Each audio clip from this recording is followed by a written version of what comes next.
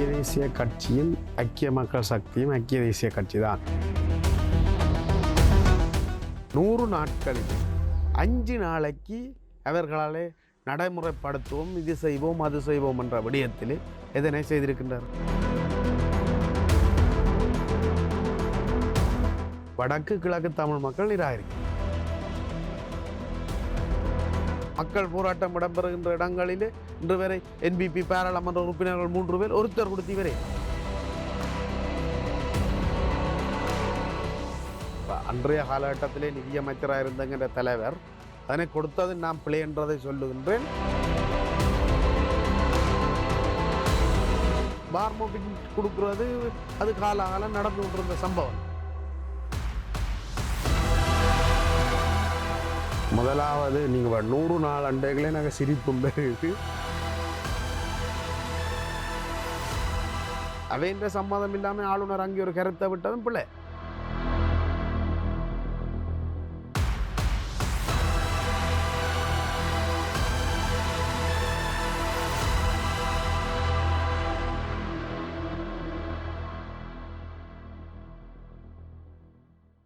வணக்கம், இது அரசியல் கதைக்கும் அரசியல் களம். இன்றைய அரசியல் களம் நிகழ்ச்சியில் முன்னாள் ஜனாதிபதி ரணில் விக்ரமசிங்கனுடைய யாழ் மாவட்ட இணைப்பாளரும் ஐக்கிய தேசிய கட்சியினுடைய மானிப்பாய் தேர்தல் தொகுதியின் அமைப்பாளருமாகிய சுரேஷ்குமார் அவர்களுடன் தான் இணைந்திருக்கின்றோம். வணக்கம். வணக்கம். ஐக்கிய தேசிய கட்சியும் ஐக்கிய மக்கள் சக்தியும் இணைவு பெறுமா? இவர்களுடைய இந்த இணைவானது எதிர்வருகின்ற உள்ளூராட்சி மன்ற தேர்தலில் எப்படியாக இருக்க போகிறது? ஐக்கிய தேசிய கட்சியும் ஐக்கிய மக்கள் சக்தியும் ஐக்கிய தேசிய கட்சி தான். முன்னைய காலகட்டங்களில் 2 இணைந்து போட்டியிட்டமையால்தான் எங்களது கட்சி தலைவர் கௌரவர் ரணில் விக்ரமசிங்கே அவர்கள் அன்றைய காலகட்டத்தில் பிரதமராக இருந்தார். அதிகளவு பாராளுமன்ற ஆசனங்களையும் பெற்று நாங்கள் நல்லாட்சி அரசாங்கத்தை அமைத்து வழி நடாத்தி கொண்டிருந்தோம். அதன் பின்னர் ஒரு அதிகார போட்டியொன்று பதவி போட்டியொன்றால் 2ஆக பிரிந்து ஐக்கிய மக்கள் சக்தி ஐக்கிய தேசிய கட்சி 2ஆக பிளவுபட்டது. ஆனால் அவர்களுக்கு கடந்த ஜனாதிபதி தேர்தலும் சரி பாராளுமன்ற தேர்தலும் சரி ஒரு நல்லொரு பாடத்தை படிப்பித்திருக்கின்றது. உங்களுக்கு விளங்கி இருக்கும். இப்போ 2 பேரும் இணையாததால் தான் இன்றைக்கு புதிதாக ஒரு என்ற வரலாற்றிலேயே நடக்காத ஒரு சம்பவமாக கௌரவ அனுரகுமார திஸ்ஸநாயக்க அவர்கள் ஜனாதிபதியாக இருக்கின்றார்.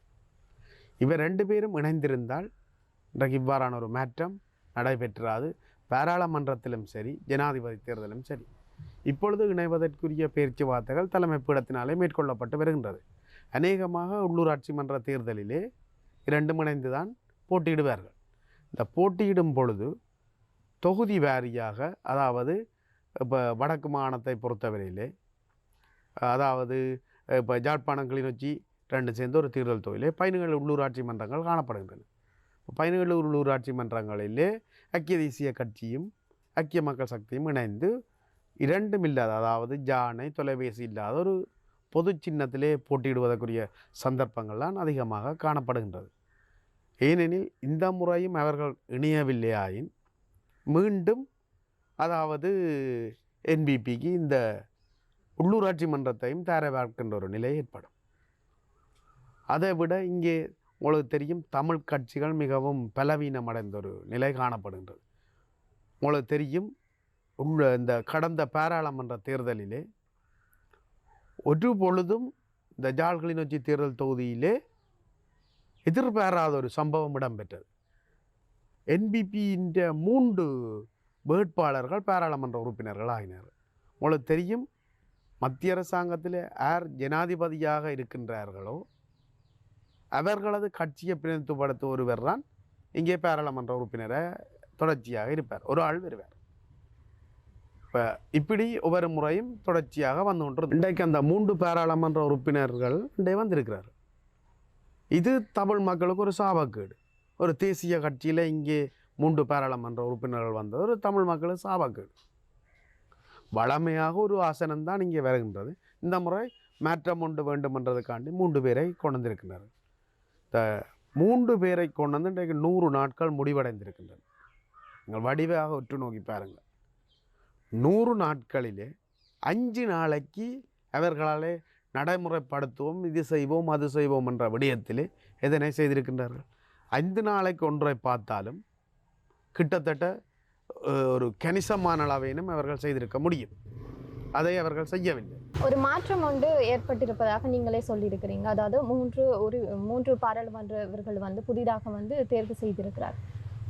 தற்போது இந்த ஒரு மாற்றத்திற்கான காரணம் என்ன? மக்கள் இவ்வாறு வேறுபட்ட நபர்களை வந்து தெரிவு செய்வதற்கான காரணம் என்னவாக இருக்கும் என்று நீங்க நினைக்கிறீங்க? மக்கள் மாற்றியிருக்கிறார்கள், அக்களை மாற்றணும். அவர்கள் பொதுவாக தமிழ் மக்கள் எதிர்பார்த்த பிரச்சனை என்னென்று சொன்னால், எந்த மாற்றத்தை எதிர்பார்த்தார்கள் என்றால் ஊழல் இல்லாத ஒரு நேர்மையான ஒரு அரசியலை தமிழ் மக்கள் விரும்பினார்கள். அதனை செய்வோம் என இவர்கள் பல மேடைகளிலே பேசியிருந்தார்கள். அந்த ஒரு மாற்றத்தை எதிர்பார்த்து தான் மக்கள் வாக்களித்திருந்தார்கள். அந்த மாற்றம் இன்று வரை எவ்வளவு தூரம் 100% இடம்பெற்றதென்று எதிர்பார்ப்போமானால் இல்லை என்றே கூற வேண்டும். உங்களுக்கு தெரியும், ஊழலிலே தமிழ் மக்கள் அதிகமாக மாற்றம் ஒன்று எதிர்பார்த்தது மஹிந்த ராஜபக்ச குடும்பம். இன்று வரை அவர்களது ஒரு மயிரில் கூட அவர்களால் கை வைக்க முடியவில்லை. அவர்களும் இலங்கை திருநாட்டிலே வசித்து கொண்டிருக்கிறார்கள். அப்போ இந்த 100 நாள் முடிந்தது, ஏனைய நாட்களிலே என்ன செய்வார்கள் என்று தெரியாது மக்களுக்கு. இப்போ அவர்களுக்கு இருந்த 100% இருந்த செல்வாக்கு படிப்படியாக குறைந்து கொண்டு தான் வருகின்றது. காரணம் என்ன? மக்கள் எதிர்பார்த்தது நடக்கவில்லை. இன்றைக்கு நீங்கள் சில விடயங்களை எடுத்து உற்று நோக்குங்கள். எங்களுக்கு பிரதானமான பிரச்சனை அத்தியாவசிய பொருட்கள் விலை குறைய வேண்டும். குறைந்திருக்கின்றதா? மாறாக உயர்வடைந்து கொண்டே இருக்கின்றன. 90 ரூபாய்க்கு வேண்டிய உப்பு இன்றைக்கு 150 ரூபா. 196 ரூபாய்க்கு வேண்டிய அரிசி இன்றைக்கு 300 ரூபா. ஒவ்வொரு பொருட்களும் விலை உயர்ந்து கொண்டிருக்கின்றன. ஆனால் மக்கள் அதையும் பொறுத்து மாற்றம் ஒன்றை கொண்டு வந்தோம், என்ன நிகழ்கின்றது என்று பார்த்து கொண்டிருக்கின்றார்கள். முன்னாள் ஜனாதிபதி ரணில் விக்ரமசிங்க தொடர்பாக வந்து அவர் வந்து ஒரு இந்த நாட்டை வந்து கட்டியெழுப்புவதாக கூறிக்கொண்டுதான் ஆட்சியில மீண்டும் வர்றதுக்கு முயற்சித்தார். ஆனாலும் அவரை வந்து நிராகரித்ததற்கான காரணம் என்னவாக இருக்கும்? நிராகரித்த என்ற விடயத்தை நீங்கள் குறிப்பிடுகின்றீர்கள். வடக்கு கிழக்கு தமிழ் மக்கள் நிராகரிக்கலை. அதை நீங்கள் ஏற்றுக்கொள்ளணும். நீங்கள் வடக்கிலே அதாவது என்பிபி அரசாங்கத்துக்கு விழுந்த வாக்கையும் கிழக்கிலே விழுந்ததை முற்று நோக்கினால் கணிசமான, அதாவது பெரும்பகுதியான வாக்கு ரணில் விக்ரமசிங்க அவர்களுக்கு விழுந்திருக்கு. இப்போ சிங்கள மக்கள்லாம் மாற்றத்தை விரும்பி இருக்கிறார்கள் என்று நாங்கள் சொல்லலாம். அவர்களும் இவரை நிராகரித்து வாக்களித்திருக்கின்றார்கள். ஆனால் அவர்கள் அதன் வேதனைகள் வலிகளை இப்பொழுது உணர்ந்து கொண்டிருக்கின்றார்கள். எதிர்பார்த்தது நடக்கவில்லை, எதிர்பார்க்கின்றது நடக்கவில்லை, ஊழல் பெருச்சாலிகளை இன்று வரை உள்ளே போடவில்லை. இப்படி பல சந்தர்ப்பங்கள். இன்றைக்கு பாருங்கள், தையிட்டியிலே ஒரு விகாரை அமைக்கப்பட்டிருக்கின்றது. அந்த தையிட்டி விகாரை அகற்ற சொல்லி நாங்களும் சரி, தமிழ் மக்களும் சரி, இனிய தமிழ் அரசியல் கட்சிகளும் போராட்டங்களை நடத்துகின்றார்கள். அரசாங்கம் அதுக்கு ஒரு சரியான தீர்வை கொடுப்பதற்கு இன்று வரை இல்லை. மக்கள் போராட்டம் இடம்பெறுகின்ற இடங்களிலே இன்று வரை என்பிபி பாராளுமன்ற உறுப்பினர்கள் 3 பேர் ஒருத்தர் கொடுத்து வரை இல்லை. வரணும், சம்பவ இடத்துக்கு வரணும். வாக்களித்த மக்கள் நிற்கிறார்கள் அங்கே, உன்ற பிரச்சனை என்ன, இதுக்கு என்ன தீர்வு, என்ன செய்யலாம், ஒன்றுமே கதைக்கப்படவில்லை. நீங்கள் சொன்னது மாதிரி ஊழல்வாதிகளை வந்து இப்போ வந்து அரசாங்கம் வந்து இன்னும் வந்து வெளிக்காட்டவில்லை அப்படின்னு சொல்லி சொல்கிறீங்க. ஆனால் இதற்கு முன்னைய அரசாங்கத்திலையும் வந்து இவ்வாறான ஊழல் சம்பவங்கள் நடைபெறவில்லையா? எல்லா இடமும் இடம்பெற ஒரு விஷயம். ஊழல் இல்லாமல் இல்லை, ஊழல் நடந்து கொண்டு தான் இருக்குது. அந்த ஊழலை நானும் எதிர்க்கிறேன். எனக்கும் இதில் விருப்பம் இல்லை. ஊழலை எதிர்க்கிறதுக்கு எனக்கும் விருப்பம். ஊழல் நடைபெறக்கூடாதுன்றதில் நானும் உறுதியாக இருக்கிறேன். ஊழல் இப்போ இருக்கிற அரசாங்கம் இந்த ஊழலை நடைபெறாமல், சரி நடந்து முடிஞ்சதை இல்லாமல் புதுசாக ஒன்றும் பெறாமல் பாதுகாக்கமாக இருந்தால் நாங்களும் அதற்கு ஆதரவு கொடுக்கத்தான் வேணும். ஏனென்றால் இன்றைய நாடு குட்டிச்சு வர போகிறதுக்கு பிரதானமான ஒரு காரணம் ஊழல். நாட்டிலே பணம் படைத்த முதலைகளாலே சிறுபான்மையின மக்கள் அடிமையாக்கப்பட்டு கொண்டிருக்கிறார்கள். இந்த பணம் படைத்தவர்கள் எப்படி பணம் வந்தது? அரசிலிருந்து சூறையாடியவை தான். அப்போ ஊழலை ஒழிக்கணுமென்றதிலே நாங்கள் உறுதியாக இருக்கிறோம். ஆனால் மக்கள் ஊழலுக்கான மாற்றத்தை விரும்பி கொண்டவர்கள் அந்த ஊழலை ஒழிப்பதற்குரிய நடவடிக்கைகளை காணவில்லை. ரணில் விக்ரமசிங்க அவருடைய அந்த பதவியை வந்து தக்க வைத்துக் கொள்வதற்காக 43 பாராளுமன்ற உறுப்பினர்களுக்கு திரைசேரியில இருந்து 5 லட்சம் தொடக்கம் 980 லட்சம் வரை நஷ்டஈடு வழங்கியதாக தற்போதைய அரசாங்கம் வந்து ஒரு குற்றச்சாட்டு முன்வைத்திருக்கிறது. அது தொடர்பாக உங்களுடைய நிலைப்பாடு என்ன? அரசாங்கம் கடந்த பாராளுமன்ற அமர்விலே அங்கே ஒரு அமைச்சர் அதனை குறிப்பிட்டிருக்கிறார். இவ்வளவு பணங்களை வழங்கியதாக அமைச்சர் ஒரு ஆள் குறிப்பிட்டிருக்கிறார். ஆனால் அவர்கள் அதனை உத்தியோகபூர்வமாக இந்த அமைச்சர் எங்கே எவ்வளோ நஷ்டஈடு கையொப்பமிட்டு பெற்ற என்ற விவரத்தை அவர்கள் வெளியிட வேண்டும். முதலாவது அப்படி கொடுத்ததும் பிழையாண்டு தான் நான் சொல்கிறேன். இப்போ அன்றைய காலகட்டத்திலே நிதியமைச்சராக இருந்தங்கிற தலைவர் அதனை கொடுத்தது நான் பிழை என்றதை சொல்லுகின்றேன். ஆனால் ஒரு விஷயத்தை நீங்கள் வடிவாக புரிஞ்சு கொள்ளணும். ஆனால் எங்கிற தலைவர் தன் பதவியை தக்க வைக்கிறதுக்காண்டி கொடுத்தது பொய்யான கதை. அவர் நாட்டின் ஜனாதிபதி. புதிய ஜனாதிபதி எலெக்ஷன் வந்து தெரிவு செய்யப்படும் மட்டும் அவர் ஜனாதிபதி தான். அது பாராளுமன்றத்தில் திருப்பி நம்பிக்கை இல்லா பிரேரணை ஒன்று வந்து 3/2 பெரும்பான்மை ஒன்று வந்து அதெல்லாம் சாத்தியமே இல்லை அவரை இடைநிறுத்துறது. அப்போ அவர் அதை தக்க வைக்கிறன்றது பொய்யான கதை. ஆனால் அப்படி அவர்களுக்கு இப்போ உண்மையிலேயே அந்த நேரம் அழிவடைந்த ஆக்களுக்கு கொடுத்திருக்கின்றாரான்றதையும் ஆராயும்.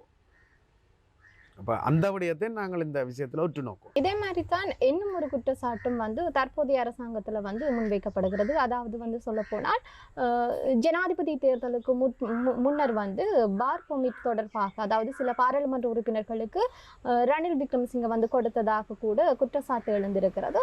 இது தொடர்பாக உங்களுடைய நிலைப்பாடு என்னவாக இருக்கிறது? பார் பெர்மிட் இதுதான் பிரச்சனை. ஜனாதிபதி தேர்தலுக்கு முன்னம் பல முன்னாள் பாராளுமன்ற உறுப்பினர்கள் பாராளுமன்றம் செல்ல முடியாமல் மக்களால் நிராகரிக்கிறதுக்குரிய காரணமாக அமைந்ததும் இந்த பார் பெர்மிட் தான்.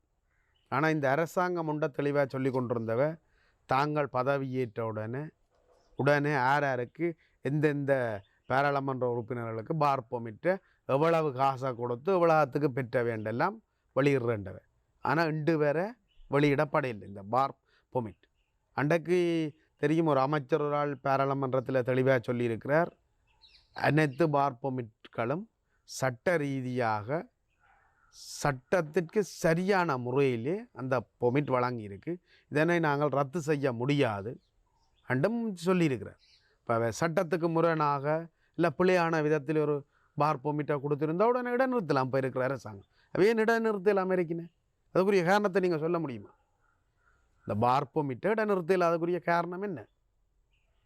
பார் பெர்மிட் கொடுக்குறது அது காலம் நடந்து கொண்டிருந்த சம்பவம் தான். இந்த காலப்பகுதியில் தான் அள்ளி கொடுத்தது பார் பெர்மிட்டை. என்ன அடுத்த ஜனாதிபதி தேர்தல் இவர்கள் சப்போர்ட் வேணும் தங்களுக்குண்டு, அதெல்லாம் பொய்க்காத உரிய முறையில் சரியான தெரிவுகளை தெரிவு செய்து கொடுத்தது. இந்த அரசாங்கம் சட்டத்துக்கு முரணாக கொடுத்திருந்தா உடனே இடைநிறுத்தலாம். இடைநிறுத்தல் 2 பேர். இந்த புதிய அரசாங்கம் வந்து உருவாகி நீங்கள் சொன்னது போன்று 100 நாட்களை வந்து கடந்திருக்கிறது. இந்த அரசாங்கத்தினுடைய போக்கு எப்படி இருக்கிறது? முதலாவது நீங்கள் 100 நாள் அண்டைகளே நாங்கள் சிரிப்பும் பெறுது. மைத்திரிபால சிறிசேனா வந்து 100 நாள் திட்டம் கொண்டு வந்தவர்.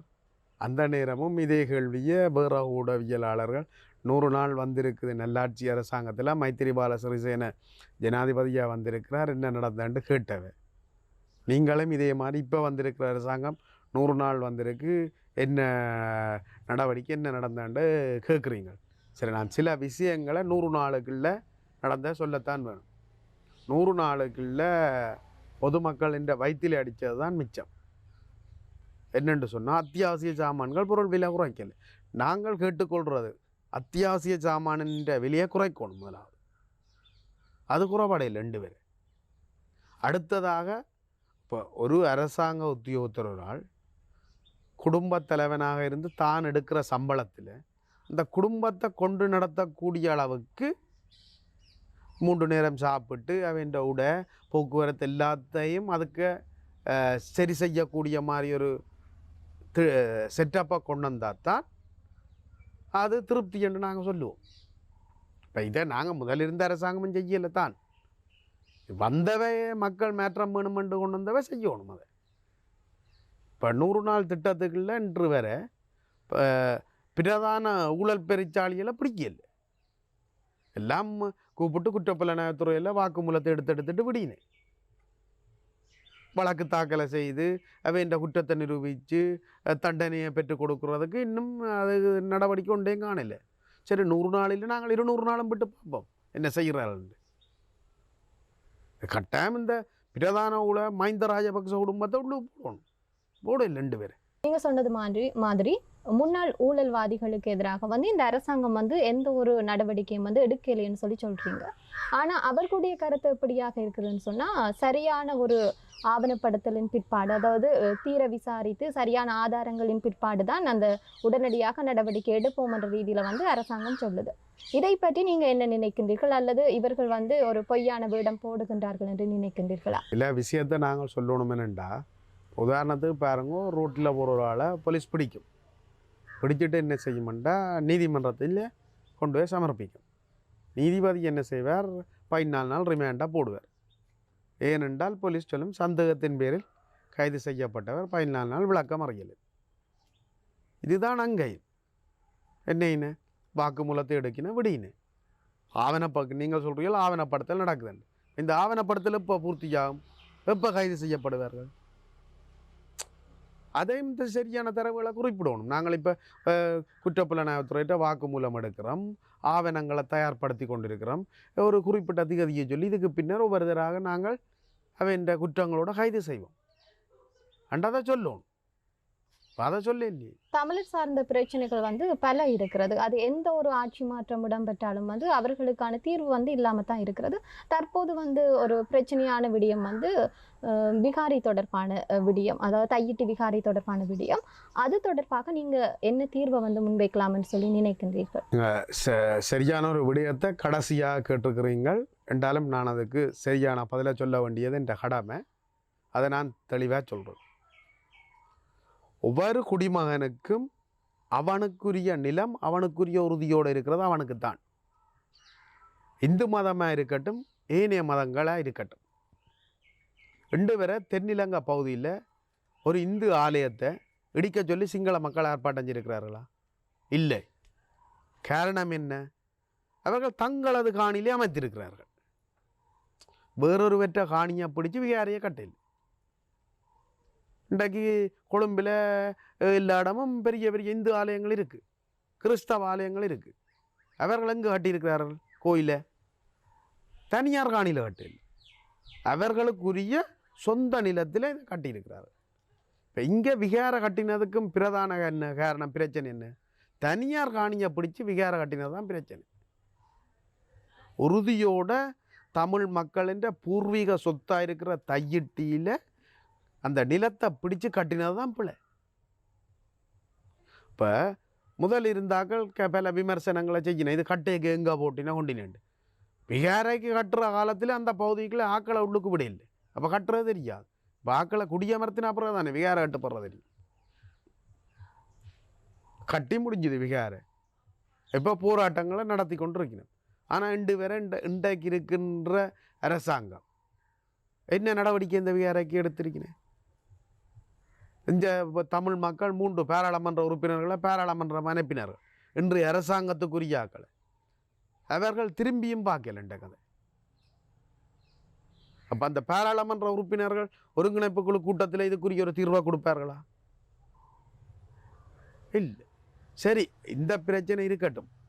இந்த காணிக்குரிய ஆக்கள் அவளா பகுதியை கூப்பிட்டு அரசாங்கம் நேரடியாக ஜனாதிபதி தலையிட்டு இந்த இதுக்கு இந்த காணிக்குரியாக்கள் என்ன எதிர்பார்க்கின அவற்றை பிரச்சனையை கலந்து ஆலோசிக்க தயாரா? இல்லை. அப்போ இந்த பிரச்சனைக்குரிய தீர்வு காணிக்குரியாக்களை கூப்பிட்டு கதைக்கிறது. கதைச்சாவே ஏற்கிற ஒரு தீர்வாக கொடுக்குறது தான் இது தீர்வு. அதாவது நீங்கள் சொன்ன மாதிரி ஒருங்கிணைப்பு குழு கூட்டம் வந்து இடம்பெற்றது. அதில் ஜனாதிபதி ஆண்ட்ரகுமார திசாநாயக்கவும் வந்திருக்கிறார். அந்த ஒரு சந்தர்ப்பத்தில் வந்து வடமாகாண ஆளுநர் வந்து சொல்கிறார் என்னன்னு சொல்லி சொன்னால், காணி வந்து இந்த பிரச்சனை வந்து சுமூகமாக தீர்க்கப்பட்டு விட்டது. அதாவது காணி உரிமையாளர்களுக்கு மாற்று காணி வழங்குவது போன்ற விடயங்களை வந்து ஒரு விடயத்தை சொல்லியிருந்தார். ஆனால் அது முற்றிலும் பொய் என்று சொல்லி பிறகு அந்த உரிமையாளர்கள் வந்து ஊடகவியலாளர் சந்திப்பில் வந்து சொல்லியிருக்கின்றார்கள்.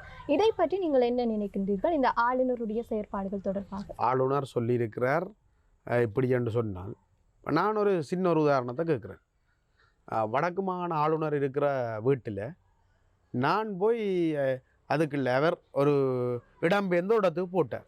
நான் திடீரென்று போய் அந்த காணியை பிடிச்சிருக்கிறேன், அவற்ற வீட்டில் பிடிச்சிருக்கிறேன், வைபோஸாக பிடிச்சிருக்கிறேன், ஆளுநர்கிட்ட காணியை வைபோஸாக பிடிச்சிருக்கிறேன். அப்போ அவர் வாரார், வந்து வெளியில் நின்று ஒரு ஆர்ப்பாட்டத்தை செய்கிறார், என்ற காணி எழும்பண்டு நான் மாட்டேன்னு சொல்கிறேன். பிறகு அவர் போய் வேறு இடங்கள்லாம் முறையிட நான் சொல்கிறேன், எனக்கு இன்னொரு இடத்த காணி இடாக்கு, வெள்ளை வழிக்கு ஒரு காணி இடாக்கு, அதை உங்களுக்கு இதுக்கு பல மேட்டு காணியை தாரன் பொறியல் ஒன்று கேட்கலாம். அது நியாயமா? மேட்டு காணி வழங்குறதுக்கு காணி உரிமையாளர் சம்மதிக்கணும். இப்போ 20 பிறப்பு காணியை பிடிச்சி வச்சிருக்கிறேன்டா, அதுக்கு 20 பிறப்பு அவ கொடுக்குற இடத்தை அந்த காணி உரிமையாளர் பெறுவதற்கு சம்மதம் பண்ணால் தான் அதை செய்யலாம். அப்போ அவைன்ற சம்மதம் இல்லாமல் ஆளுநர் அங்கே ஒரு கருத்தை விட்டதும் பிள்ளை, அவையே நேர வச்சுக்கொண்டு அப்படின்னு அந்த கருத்தை சொல்லியிருக்கணும். இறுதியாக உங்கள்கிட்ட ஒரு கேள்விதான், தமிழ் தேசிய அரசியல் போக்கு எவ்வாறு இப்போது காணப்படுகிறது? தமிழ் தேசிய அரசியல் போக்குன்றது இப்போ சிறிதாருதுங்க. தேங்காய் 2 விதமாக அடிக்கிறத, ஒன்று கத்தியால் அடிப்புன்னு 2 ஆப்பிளாக்கும். இப்போ சிதறதுங்க அடிச்சு கிடக்கு. யார் எங்கே இந்த கட்சி என்று தெரியாத சூழ்நிலையில் இருக்கிறோம். இதில் இந்த முறை பாருங்க, உள்ளூராட்சி மன்ற தேர்தலில் ஒரு 3 கட்சி தான் ஒரு சரியான முடிவில் இருக்குது. இன்ன சின்னத்திலான இப்படி போட்டியிட போகிறோம். மற்றவை எங்கே போட்டிடுறது என்ன செய்கிறேன்னு தெரியாத ஒரு சூழ்நிலையில் இருக்குன்னு தமிழ் தேசிய பிறப்பு இப்போ சரியான வீழ்ச்சி அடைஞ்சு தான் இருக்குது. இந்த வீழ்ச்சி தான் இன்றைக்கு 3 NPP பாராளுமன்ற உறுப்பினர் வந்தது காரணம். இன்றைக்கு சங்கு, அதாவது DTN என்று சொல்லுவார்கள், சங்கு சின்னத்தில் போட்டியிட்டவர்களும் வீட்டில் போட்டியிட்டவர்களும் ஒன்றாக இணைஞ்சு போட்டியிட்டு இருந்தால் NPP அரசாங்கம் ஒரு சீட்டை பெறுறதே மிக கடினமாக இருந்திருக்கு. இப்போ தமிழ் தேசிய பிறப்பின் வீழ்ச்சி தான் தேசிய அரசாங்கத்தில் ஆசனங்களை அதிகரிக்கிறது காரணமாக அமைஞ்சிருக்கு. அவை சேர்றதுக்கு அவைக்குள்ளேயும் சண்டை. இப்போ நீங்கள் எங்களை கேட்டீங்களே, என்ன ஐக்கிய மக்கள் சக்தியும் ஐக்கிய தேசிய கட்சியும் சேர்ற மாதிரி தான் இஞ்சை. சரி, அவை தேசிய கட்சி சண்டை பிடிக்கணும், இது உள்ளூர் கட்சியும் இதே பிரச்சனைலாம் இருக்குது. இப்போ இந்த முறை உள்ளூராட்சி மன்ற தேர்தலில் ஒரு சரியான முடிவெடுத்து ஒரு பலமான தமிழ் தேசிய கூட்டமைப்பண்டு உங்களுக்கு நான் இதில் எனக்கு அந்த இதை சொல்ல எனக்கு புல்லரிக்கிறது, மெய்சில் இருக்கின்ற இந்த வார்த்தைகளை சொல்ல, எங்களது தமிழீழ தேசிய தலைவராலே கட்டியமைக்கப்பட்டு பாதுகாக்கப்பட்ட இந்த தமிழ் தேசிய கூட்டமைப்பு ஆரம்ப காலத்திலே பாராளுமன்றத்திலே போட்டியிடும் பொழுது ஒரு குடிமகனும் அந்த கட்சியை மறக்காமல் வாக்களித்தவர். ஆனால் இன்று தேசிய என்கின்ற போராட்டம் மௌனிக்கப்பட்டதன் பின்னர் அவர்களுக்கு தலைமைத்துவம் என்ற ஒன்று இல்லாததினாலே அவர்கள் சீரழிந்து காணப்படுகின்றார்கள், சிதறுதங்காயாக இருக்கின்றார்கள். அவர்கள் ஒன்றிணைந்து முன்னைய காலத்தை மாதிரி கேட்கின்ற பட்சத்தில் தமிழ் தேசிய பிறப்பு எழுச்சி பெறும். நாங்கள் உடுத்து இங்கே ஒரு ஐக்கிய தேசிய கட்சியின் முகமே காட்ட முடியாத ஒரு சூழ்நிலை ஏற்படும் என கூறுகின்றோம். இவ்வளவு நேரம் உங்களுடைய நேரத்தை ஒதுக்கி இந்த நேர்காணலை தந்தமைக்காக உங்களுக்கு நன்றிகள். மற்றும் ஒரு அரசியல் களம் நிகழ்ச்சியில் சந்திக்கும் வரை தயாரிப்பாளர் சகிராஜுடன் உங்களிடமிருந்து விடைபெற்றுக் கொள்ளும் நான் ரோஷானி மனோரஞ்சன். நன்றி, வணக்கம்.